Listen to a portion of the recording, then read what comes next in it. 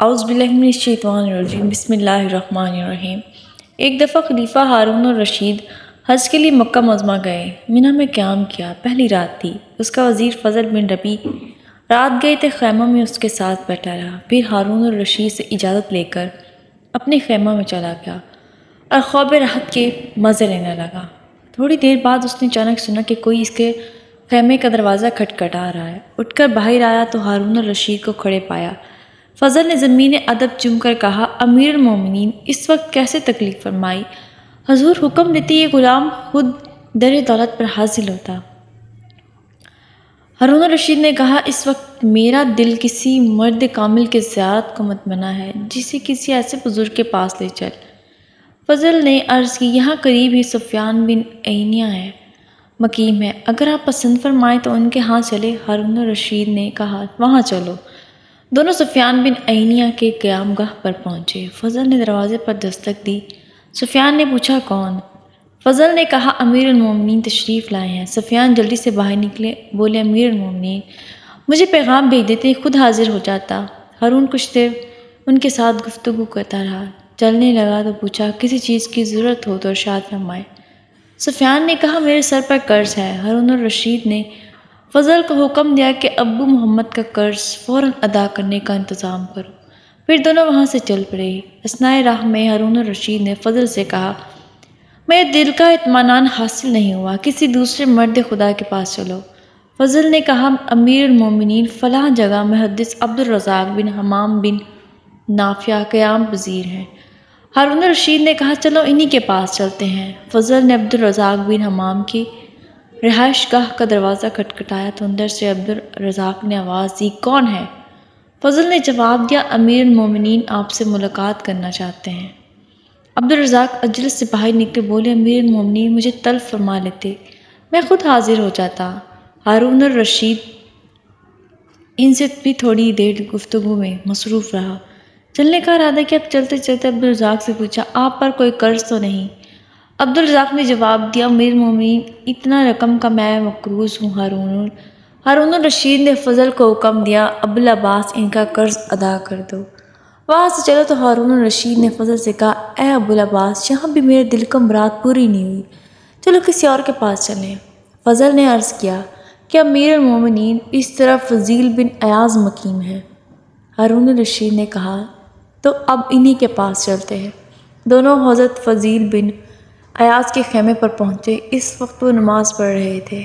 جب فارغ ہو گئے تو فضل نے دروازے پر دستک دی، پوچھا، کون؟ فضل نے جواب دیا، امیر المومنین تشریف لائے ہیں۔ فضیل نے اندر ہی سے فرمایا، یہاں امیر المومنین کا کیا کام؟ ان سے کہو تشریف لے جائیں اور میرے مشاغل میں مغل نہ ہوں۔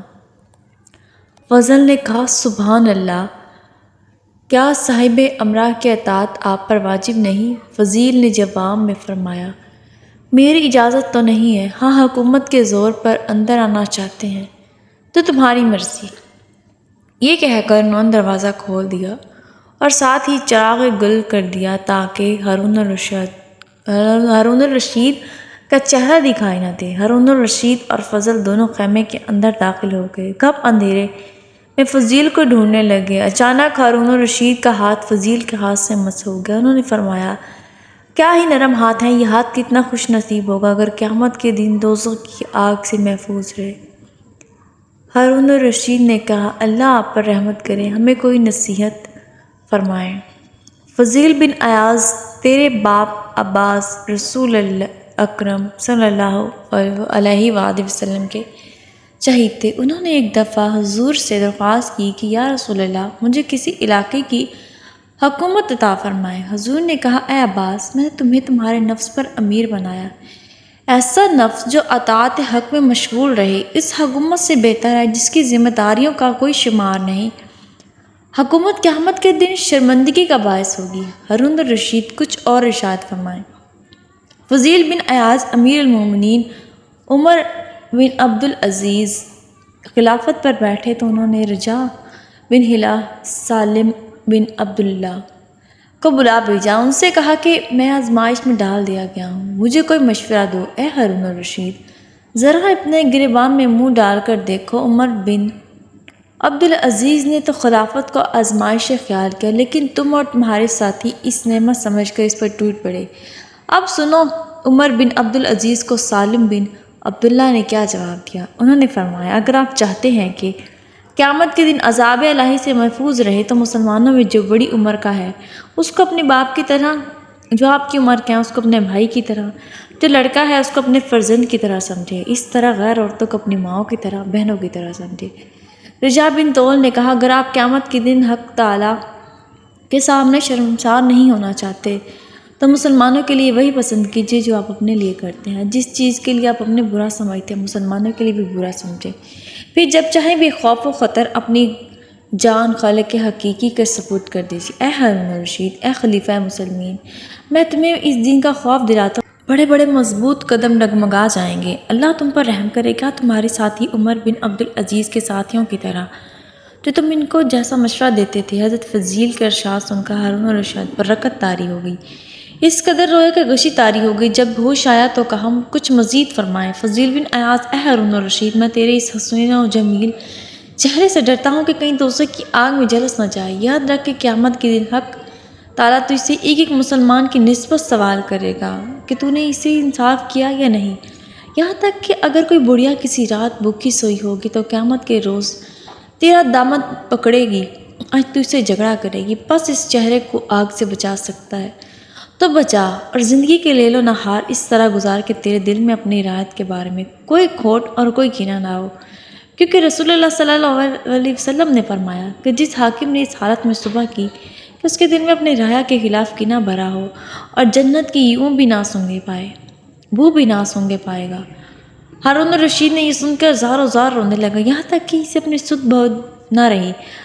فضل بن ربیع نے اس حضرت ایاز سے کہا، امیر المومنین سے کچھ نرمی برتنیں، آپ نے تو انہیں مار ہی ڈالا ہے۔ ایاز نے فرمایا، اے ربیع کے بیٹے، ہارون الرشید کو تم اور تمہارے ساتھیوں نے ہلاک کیا، میں انہیں ہلاک نہیں کیا۔ ہارون الرشید کو ہوش آیا تو اس نے حضرت فضیل سے پوچھا، آپ پر کوئی قرض ہے؟ فرمایا، خدا کا قرض ہے جس کا وہ مجھ سے محاسبہ کرے گا، پس ہلاکت ہے میرے لیے جب مجھ سے باز پرس ہوگی اور میرا کوئی دلیل کام نہ آئے گی۔ ہارون الرشید نے کہا، میں لوگوں کو قرض پوچھتا ہوں۔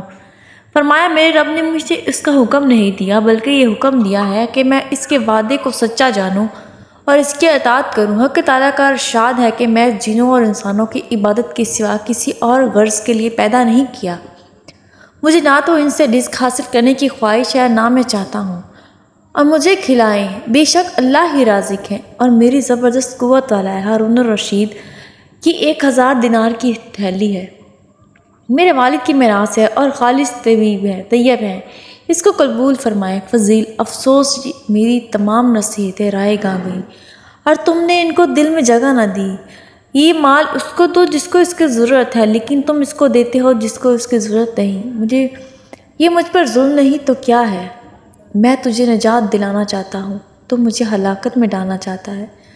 فضل بن ربیع کہتا ہے، پھر حضرت فضیل خاموش ہو گئے اور ہم دونوں سلام کر کے ان کے قیام گاہ سے باہر راستے میں امیر المومنین نے مجھ سے خطاب کر مخاطب ہو کر دیکھا کہ مردان حق کیسے ہوتے ہیں، آئندہ جب میں تم سے کہوں کہ کسی مرد خدا کے پاس لے چلو تو اس قسم کے مرد کے پاس لے جایا کرو۔ حاصل اس واقعے سے ہمیں یہ سبق حاصل ہوتا ہے کہ ہم بھی دنیا کی طلب میں نہ لگیں، بلکہ اپنی آخرت کی فکر کو ملوث کریں اور خود کبھی کوئی امارت و وزارت حاصل کرنے کی کوشش نہ کریں۔ البتہ اگر مسلمانوں کے مشورے سے کوئی عہدہ سونپ دیا جائے تو حضرت فضیل بن عیاض ان نصیحتوں کو اپنے سامنے رکھے۔ اللہ تعالی ہم سب کو عمل کرنے کی توفیق عطا فرمائے، آمین یا رب العالمین۔ امید کرتی ہوں کہ آپ کو آج کی ویڈیو پسند آئے گی۔ اگر آپ کو آج کی ویڈیو پسند آئی ہے تو پلیز اسے لائک کیجیے گا۔ ملتے ہیں اگلی ویڈیو میں۔